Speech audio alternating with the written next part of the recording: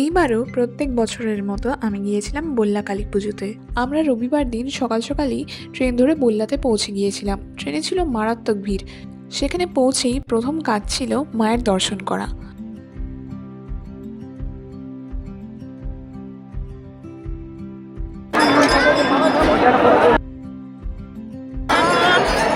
মাকে দেখে যেন চোখ জুড়িয়ে যায়।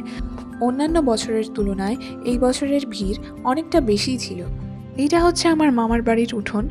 এখানে একটা বড় রান্নাঘর আছে, এখানে সবার রান্না হয়। মায়ের দর্শন করে এসে আমরা খেয়েছিলাম লুচি, তরকারি আর মিষ্টি। এরপরে গিয়েছিলাম মেলাতে ঘুরতে। ভেবেছিলাম অনেক কিছু কিনবো, কিন্তু এত ভিড় ছিল সেরকম কিছু কিনতে পারি। যাই হোক, এরপর বাড়িতে এসে খাওয়া দাওয়া করে একটু রেস্ট নিয়েছিলাম। আমাদের রবিবার গিয়ে রবিবার দিনই মালদা আসার কথা ছিল, তাই জন্য 7টা নাগাদ বেরিয়েছিলাম ট্রেন ধরতে। প্রায় 2.5 ঘন্টা পর আমরা চলে এসেছিলাম মালদাতে।